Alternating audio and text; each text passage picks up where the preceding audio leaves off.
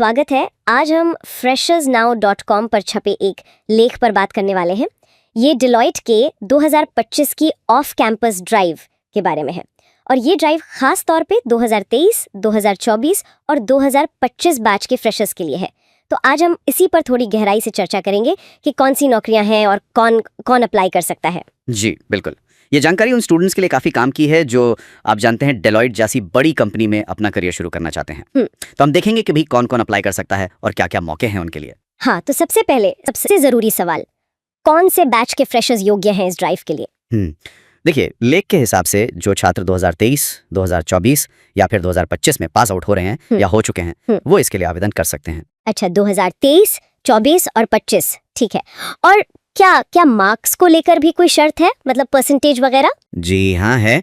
अगर कोई BTech, MTech, MCA या एमबीए कर रहा है तो उनके लिए 10वीं, 12वीं ग्रेजुएशन और पोस्ट ग्रेजुएशन में कम से कम 60% मार्क्स होने चाहिए। 60% सब में? हाँ, सब में।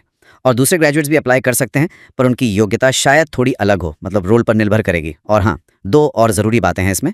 एक तो ये कि आपकी पढ़ाई के सालों के बीच में 2 साल से ज़्यादा का गैप ना हो। अच्छा, एकेडमिक गैप 2 साल से ज़्यादा नहीं? जी। और दूसरा, अप्लाई करते समय कोई एक्टिव बैकलॉग नहीं होना चाहिए, मतलब कोई पेपर रुका हुआ ना हो। कोई बैकलॉग नहीं, ये ज़रूरी है।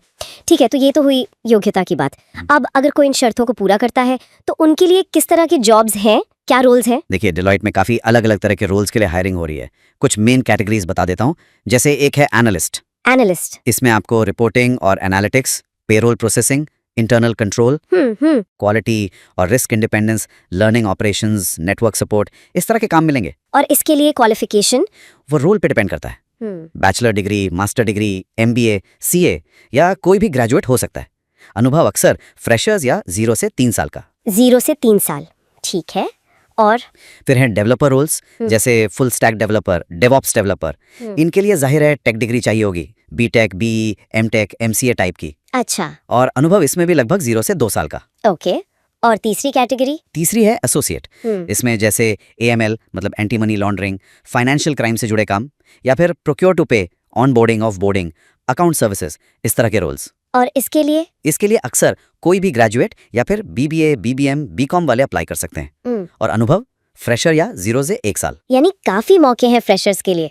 जी हाँ, और इनके अलावा भी हैं, जैसे QA testing executive, consultant, item analyst, web form analyst, assistant manager. List लंबी है। वाह, ये तो सच में काफी सारे अवसर हैं। अच्छा, ये जॉब्स हैं कहाँ, मतलब लोकेशन क्या है? लोकेशंस भी कई हैं। बड़े शहरों में है ज़्यादातर, हैदराबाद, पुणे, बैंगलोर, मुंबई, कोलकाता। और कुछ रोल्स के लिए तो अक्रॉस इंडिया लिखा है, तो शायद पोस्टिंग कहीं भी हो सकती है भारत में। ठीक है। और अनुभव की बात आपने की, तो ज्यादातर फ्रेशर्स या कम अनुभव वाले ही चाहिए? हाँ बिल्कुल, मेजॉरिटी रोल्स फ्रेशर्स या 0 से 3 साल अनुभव वालों के लिए ही हैं।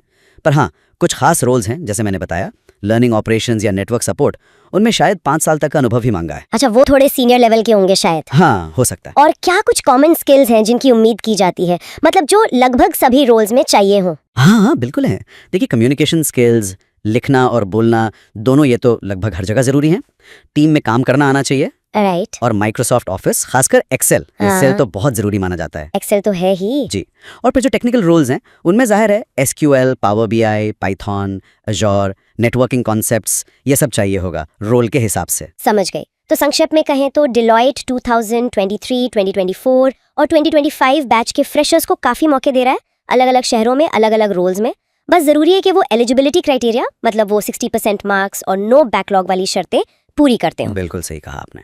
जो भी छात्र इंटरेस्टेड हैं उनके लिए ये बहुत ज़रूरी है कि अप्लाई करने से पहले वो ध्यान से देख लें कि जिस रोल के लिए वो अप्लाई कर रहे हैं उसकी स्पेसिफिक ज़रूरतें क्या हैं, मतलब क्वालिफिकेशन क्या चाहिए, कौन सी स्किल्स मांगी गई हैं, अनुभव कितना चाहिए, ये सब अच्छी तरह चेक कर लें। ताकि उनका एप्लीकेशन सही जगह पहुंचे। एग्जैक्टली। और आखिर में एक सवाल मन में आता है, इन सब अवसरों को देखते हुए ये कितना ज़रूरी हो जाता है कि स्टूडेंट्स अपनी पढ़ाई के दौरान ही थोड़ा ध्यान दें कि इंडस्ट्री में किस तरह की स्किल्स चाहिए। मतलब सिर्फ डिग्री ही नहीं, बल्कि वो प्रैक्टिकल स्किल्स भी सीखें जिनकी ज़रूरत डिलॉयट जैसी कंपनियों को है, ताकि जब वो ग्रेजुएट हो तो वो जॉब रेडी हो। इस पर ज़रूर सोचिएगा।